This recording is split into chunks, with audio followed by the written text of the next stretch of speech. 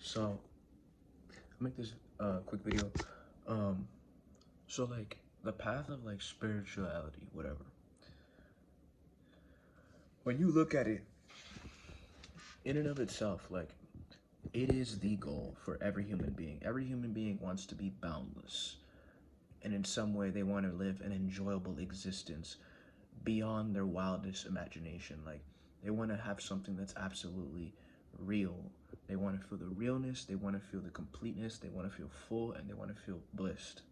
That's what every human being wants at the end of the day.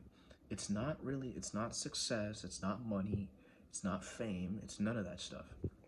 That's a mask on fulfillment. So the fame, the fortune, the craft, the doing, it's a mask on fulfillment. So they use it to make themselves feel fulfilled.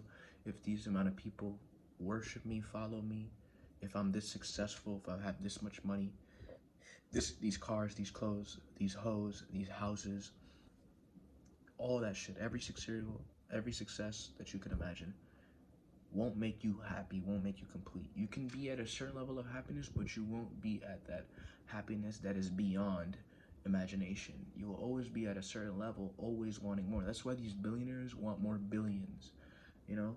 That's why when a rich person, you see a person $10 million, $20 million, they want 100 million. And they think is that if I get 100 million, then I'll be happy, then I'll be good. Once I get that 100 million, then, I'll be good. Once I complete this goal, then I'll be good. All that shit, right? And what I'm looking at is like, it's true, in terms of the true life, it's true. There is something that wants to be boundless within you, that wants to be fully complete and not of needing of anything. 100% true. It wants to be here. It doesn't want to be, it wants to be, fully, if I had to put it into words. But when you look at somebody who's a spiritual master, like a lot of them, they have beards. They don't really care too much about aesthetic. They're more into the something beyond materialistic life. This is a lot of them. And that's the real, what I gotta say, iffy part about spirituality is not much of it is merged with materialism or showcasing one's abilities, not to flaunt, not to be, look at me, I can walk on water, look at me, I can teleport, I can heal my wounds, I can heal your wounds. Not the siddhis, not that stuff, not the supernatural, but the natural, the succeeding in one thing. And somebody who's really done that in our era is Sadhguru.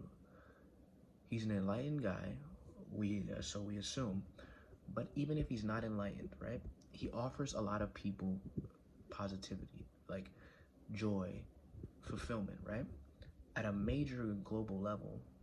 And he's involved in society. He has a foundation that impacts as tons of people throughout the world.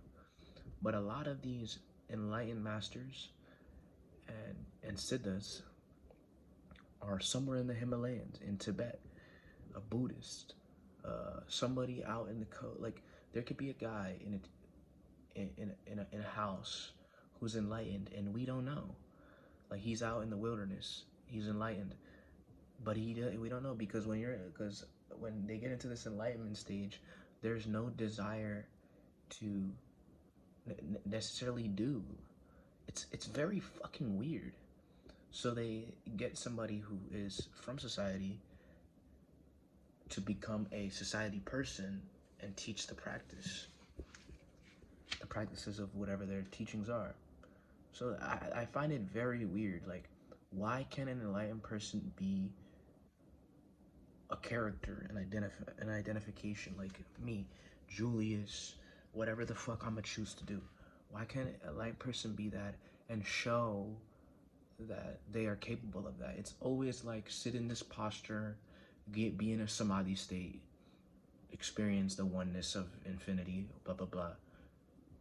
It's too esoteric, it's too far out there. You don't appeal to no fucking buddy.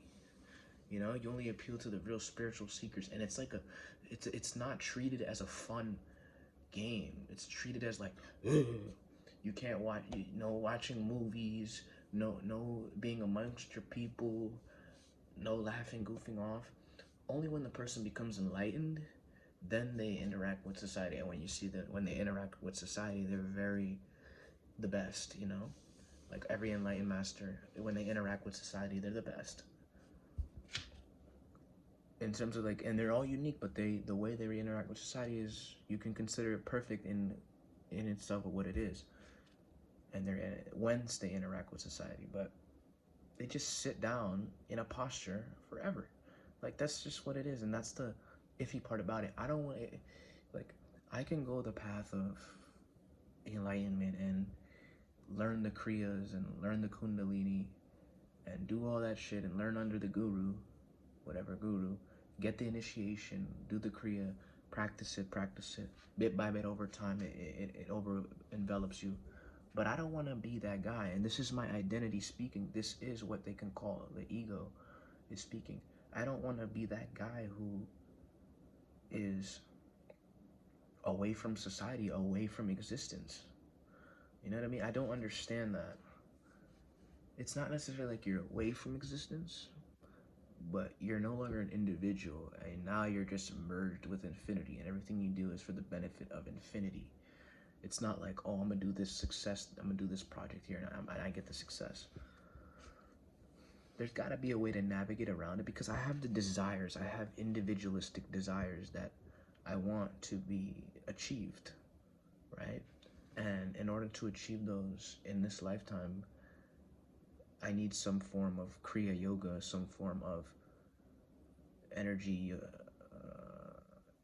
voltage rising, Kundalini, Kriya Yoga type of thing. But if you're doing like a Kriya or a Kundalini, then having a goal of being in society and doing the Kriya is a bit interesting, because I would do the Kriya and focus on the goal, the goal of in society, to live as a normal person, to live as a normal person, to be involved in the community, to have a business, to be successful in something, while still practicing the Kriya, while still being the enlightened person, whatever, instead of just being an enlightened guy who's way out in the wilderness, who wears a little fucking underwear and a half broken shirt. What the fuck?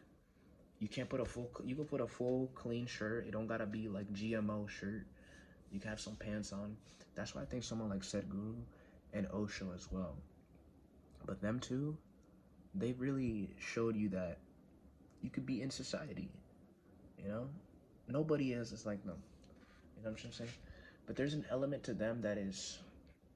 But even Sadhguru, when he was younger, he had a business. This is what the fuck I'm talking about. He lived it all. He had a business. He had a farming business, and he was an engineer, I think. And he had a little like pipe engineering business where they did the pipes of farms or some shit like that, or I don't know, something like that. And he had a business, and it would have been very successful. You know what I'm trying to say?